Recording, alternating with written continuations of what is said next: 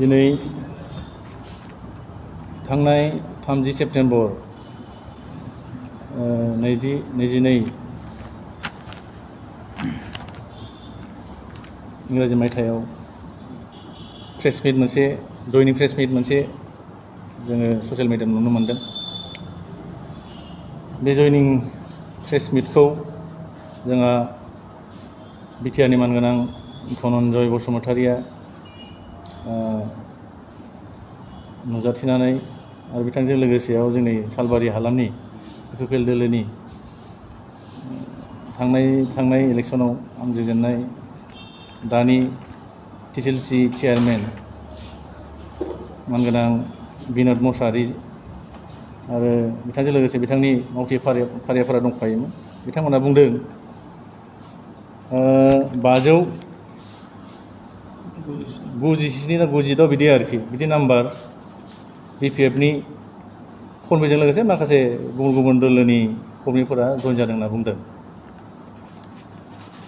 आं बे बाथ्रानि क्लियारिफिकेसन होनो नागिरदों।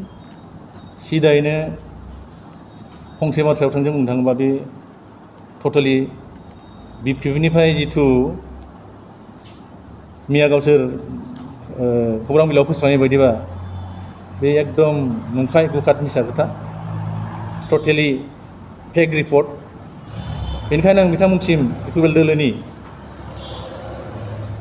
दैदेनगिरिफोरसिम आङो बिपिएफ सालबारि जिल्ला कमिटि एबा सालबारि समस्तिनि एमसिएलए हिसाबै आङो मोनसे खोथाखौ चेलेन्ज खालामगोन।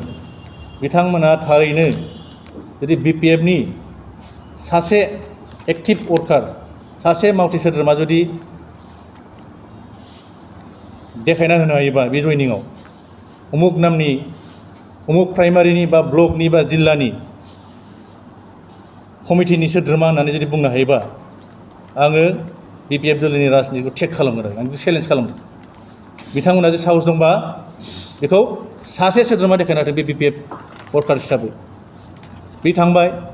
नैथियाव एक्स बिएलटि सा 6 ना 5 बिदि बुंदों आरो बिनिफ्राय सासे एक्स बिएलटिनिफ्राय आरोखि गावखौ खोब मैखोम एक्स बिएलटि संस्थापन मोनि बाथ्राखौ सोंखारिनानै बे माबा माबि बुंदों। आगोलाव बे जोंनि दोलोखौ सोंखारिग्रा बे जोंनि जिथु एक्स बिएलटिनि जेखौ बुंना लादों आं बिनि सिनायथिखौ होनो नागिरदों। बिथांनि नामा बिमल अरफे निग्र बर' होनना बुङो। बिथाङा सासे जोंनि हार्ड वर्कार्सथ' नङा। सिजफायार टाइमाव बिथाङा नाजानो मा साननानै जोंनि बिएलटिआव सहयोग खालामदोंमोन। सिजफायार टाइमावसो दै, स्टार्टिङाव बिदिहाय माबा गैया आरोखि, आन्दलन टाइमाव बिदि माबा गैया। बेनिफ्राय गथ'नि मनोबुत्ति आखल खान्थिया बारा रोखा नंखायामोन, मोजां नङामोन।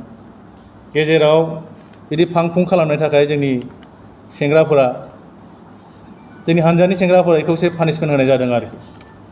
दा बे पानिशमेन्ट होजाखांनानै बे फिन खिथि लाफिननो थाखाय जोंनि बे एक्स बिएलटिनि जिथु अफिसमोन,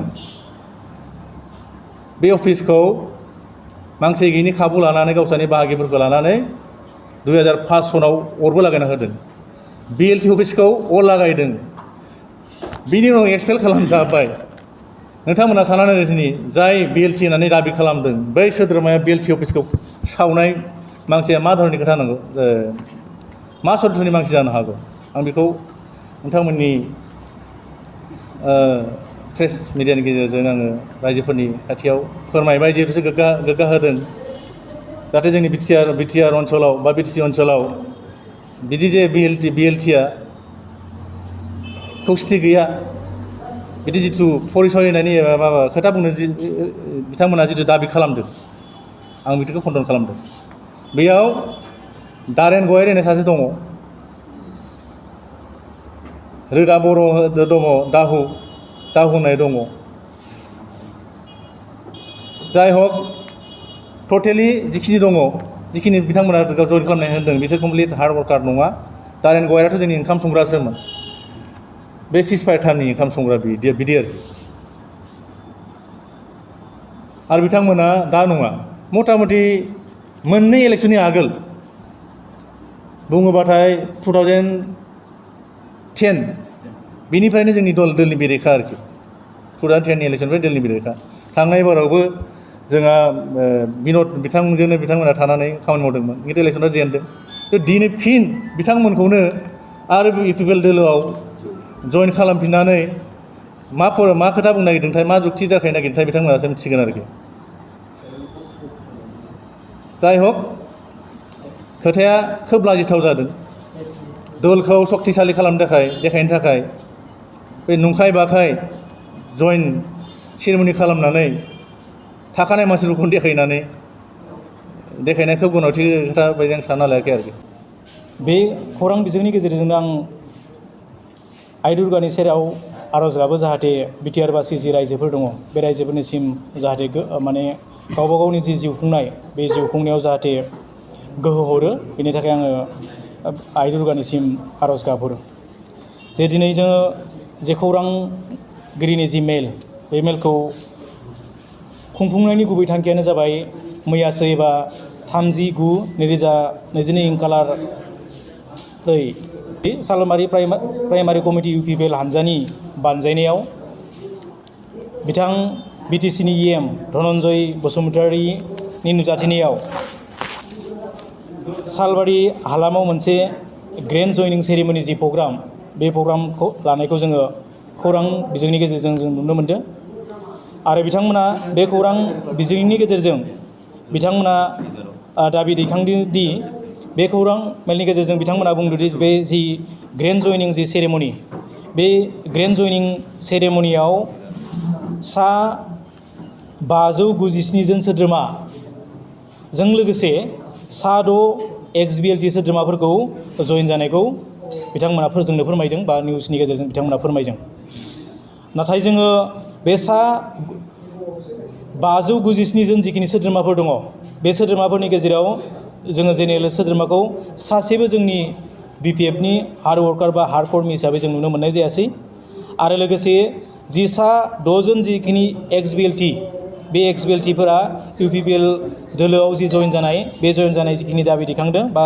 फोरमायदो बे XBLT बिथांमोनाबो थांनाय जों मिथिनाय बायदियै थांनाय 2010 मायथाइनिफ्रायनो बिथांमोनखौ BPF हानजानिफ्राय माने एक्सपेल खालामनायखौ जों नुनो मोनदों आरो लोगोसे जों मिथिनाय बायदिब्ला बे जिखिनि मेल बे मेलाव बिथां धनन्जय बसुमतारी जिखिनि EM बे EMआ बिथाङा बे सालबारि जि सान्तिपुराव हेन्डलुम बड'लेण्ड हेन्डलुम जि मिसन बे मिसननि मोनसे आधा खेला स्थापन खालामनो फैदोंमोन आरो लोगोसे 2 नं सालबारि समस्तिनि ST बर्डनि चेयारमेन मानगोनां बिउटि बसुमतारीनि जि हस्टेल बे हस्टेलाव बड'लेण्ड हेन्डलुम जि मिसन बे मिसननि आधा खेला स्थापन खालामनो थाखाय बिथाङा बेयाव नुजाथि फैदोंमोन बे नुजाथि फैनायावनो जि ग्रेन्ड जयनिं जिखिनि सेरेमनि बे ग्रेन्ड जयनिं सेरेमनि हाबाफारिखौ बिथांमोनखौ लानायखौ जोङो नुनो मोन्दोंमोन नाथाय जों मिन्थिनाय बायदिब्ला जिखिनि 597 जन बिथांमोना जिखिनि दाबि दैखांदों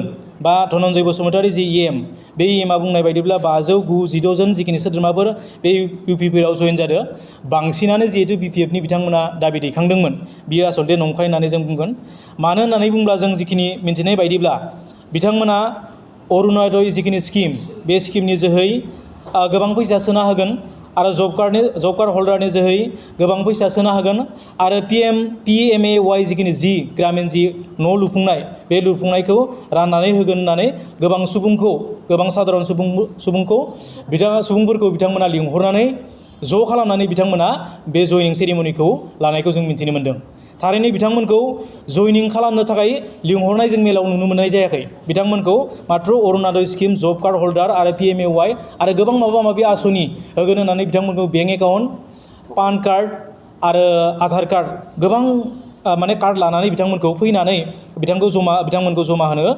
थिननायखौसो खावलायहरनायखौसो जोङो नुनो मोन्दोंमोन दा बेनि गेजेराव बिथांमोना बुंदों जे जिखिनि जायफोर XBLT बिथांमोना हाबदों बा इउपिपिएल दोलोनि जिखिनि निति जि आदर्श बे आदर्शखौ मोजां मोननानै बिथांमोना हाबदों होननानै बिथांमोना जिखिनि दाबि दिखांदों बिथांमोननि हाबनायनि जिखिनि थांखि बे थांखिया बिथांमोना जोंखौ BPF हानजाखौ बिथांमोना सोंखारिदों जे 17 बोसोराव लायनो जों BPF हानजाया बिथांमोननो जेबो सुबिदा खामानि मावनानै होआखै। दा गाव गावनि जिखिनि पार्सनेलि लाइफआव जोङो जेबो खामानि मावना होआखै, बेनिखायनो बिथांमोना माने BPF दोलोखौ गाज्रि मोननानै UPPL दोलोआव हाबदों होननानै बिथांमोना दाबि दैखांदों। नाथाय जोंनिफ्राय मोनसे प्रश्न जादों, सोंथि सिखारदों बिथांमोननिसिम, जे बिथांमोना 19 बोसोर नङा 19 बोसोरनि उनावसो दिनै गिनि बाथ्राखौ मानो बुंखो? 19 बोसोर बिथांमोना रुलिंआव थानाय समाव, पावाराव थानाय समाव बिथांमोना जुदि BPF दोलोदोनो दंबा बे समाव बिथांमोना जोंखौ मानो खुद्रियासै? बे मोनसे जोंनिफ्राय मोनसे सोंथि सिखांदों। आरो बिथांमोना XBLT, बे XBLT एबा बिग्रायारि जि सोदोब, बे सोदोबखौ गावबा गावनि सुबिदा खालामनायनि मोनसे हाथियार बायदिसो जों बाहायनायखौ बिथांमोनखौ नुदों। नाथाय BLT बा बिग्रायारि जि सोदोब, बा BLT बा XBLT बा बिग्रायारि, बिनि थांखिया बे नङा। बिनि थांखिया जों सिगांग्रो हारिखौ रैखा खालामनाय, बिनि उनावसो दलखौ रैखा खालामनाय, जोबथारनायावसो गावबा गावनि जिखिनि थांखि, बे थांखिखौ पुरन खालामनाय। नाथाय बिथांमोना गावबा गावनि उदैनि, गावबा गावनि स्वार्थनि थाखायल' पुरन खालामनो थाखाय दिनै UPPL हानजायाव बिथांमोना थांदों। आरो जों मिन्थिनाय बायदिब्ला बिथांमोना दिनै नङा, 10 बोसोरसो सिगांनिफ्रायनो बिथांमोना UPPL दोलोआव नाना नाथा देहेके UPPL हानजानि केन्डिडेट बिथां बिन'द मुसाहारि बिथांखौ माने देरहासार खालामनो थाखाय बिथांमोना गोदोनिफ्रायनो माने जुजिबोबाय थानायखौ जों नुनो मोन्दों। आरो बेराफारसेथिं बिथांमोना दिनै माने गावबा गावनि थांखिखौ जाफुंहोयैनि, बा गावबा गावनो जिखिनि बिथांमोननो जिखिनि सुबिदा मावना होनो हायैनि थाखाय दिनै जुदि BPF दोलोखौ गाज्रि मोनदोंब्ला बिथांमोना बबे मोनसे आदर्शजों, बबे मोनसे एजेन्डाजों बिथांमोना सालबारि हालामखौ जौगाहोनो थाखाय दिनै बिथांमोना UPPL आव हाबदों, बेयो जोंनि मोनसे गेदेर सोंथि जानानै दं। आरो बेराफारसेथिं बिथां धनन्जय बसुमतारी, बिथांनि मानगोनां EM, बिथाङा बुंदों जे BPF हानजाया बिथांमोननो जिहेतु 19 बोसोर जेबो खामानि मावना होनो हायाखैब्ला, बिथाङा निजिनो बिथाङाबोथ' 19 बोसोर BPF हानजायावनो दंमोन। 19 बोसोर बिथांमोना BPF हानजानिफ्रायनो थांनाय बोसोराव बिथाङा माने BPF हानजानिनो टिकेट लानानै, BPF हानजानिनो गोबां सोद्रोमाफोरनि अनसायनायाव, BPF हानजानिनो गोबां नारा नाथा नाजानायाव आरो मानास सेरफांनि रायजो राजाफोरनि अननायावनो बिथांमोना दिनै मोनसे MCLA जानो हादों। नाथाय बे MCLA जानायखौ बिथाङा जानायनि उनावनो जिहेथु माने गावनि जिखिनि सुबिदा, जिहेतु BPF हानजाया माने रुलिं गभर्नमेन्टआव फैफिनासै, बे सुबिदाया गोमाजानो गिनानै रुलिं गभर्नमेन्टआव जिहेतु पावार थायाब्ला जिहेतु पावार मोना, अपजिसनाव थायोब्ला जिहेतु पावार मोना, बेखौ बिथाङा गिनानै गावनो 19 बोसोर लुटि पुटि जानानै, 19 बोसोर गावनो धोन सम्पति आरजिनानै BPF हानजाखौ गाज्रि इमेज खालामनानै बिथाङा दिनै UPPL हानजायाव आनज्रायलांबाय। बिथाङा गोहो एबा गादिनि निसा एबा थै मोनलाङाबा, गोहोनि थै मोनलाङाबा दसेनो जिरायना थानो हाग्रा सुबुं नङा। मुरगि बेराम रखम थोर थोर माने खमफिनानै गोग्लैग्रा सुबुं बिथाङा, गादिनि थै मोनलोङाबा। दा बिथाङा 19 नं जि मानास सेरफां समस्तिनि रायजो राजाफोर, बे रायजो राजाफोरखौ बिथाङा माने अबिस्साक खालामदों। बिथाङा माने फोथायनाय गैयै खालामनानै बिथाङा हरसेनि गेजेरावनो उल्थायनानै बिथाङा मा जादों? UPPL दोलोआव जयेन जादों। गणतन्त्रखौ बिथाङा मा खालामदों? गोसोम हांगार फोनदो। गोसोम हांगार फोननानै बिथाङा दिनै मानास सेरफांनि मानगोनां जिखिनि भटार्सफोर दङ, बा रायजो राजाफोर दं, बिथांमोनखौ थगायनानै मानास सेरफां समस्तिनि रायजोफोरनि आबेग आरो अनुभूतिखौ बिथाङा जोगारनानै गावनि थांखिखौ, गावनि उदैखौ, गाव गोहो मोनफुंनाय थांखिजों गावनि स्वार्थखौ पुरन खालामनोल' बिथाङा UPPL दोलोआव दिनै जयेन जानानै खामानि मावबाय थानायखौ नुदों। दिनै जोङो बिथांखौ नुदों, बिथाङा जाय खान्थियाव जानानै, जाय थोरसियाव जानानै बिथाङा देरदों, बे थोरसिखौनो बिथाङा बिसिनानै, जाय थोरसियाव जादों बे थोरसियावनो बिथाङा खिलानानै दिनै गुबुन दलाव थांनायखौ जों नुदों। बिथांखौ जों दिनै खायपात सिरा सुबुं होननासो बुंनांगोन जों दिनै बिथांखौ। दा बिथाङा दिनै सालबारियाव फैनानै मा खालामदों? दिनै हेन्दलुम जिखिनि बड'लेण्ड हेन्दलुम जि मिसन, बे मिसननि आसनिखौ गायसननो फैनानै दिनै बिथाङा गावनो सासे थगायसुला सुबुं, गावनो सासे खायपात सिरा सुबुं, बै सुबुङा जोंनिनो सालबारि ओनसोलाव थानाय माने XBLTनि बिमुं लानानै, बिग्रायारि जि बिमुं लानाय बिथांमोना गाज्रि इमेज लाग्रा सुबुंफोरखौ बिथाङा दिनै UPPL दोलोआव दिनै जयेन खालामदों।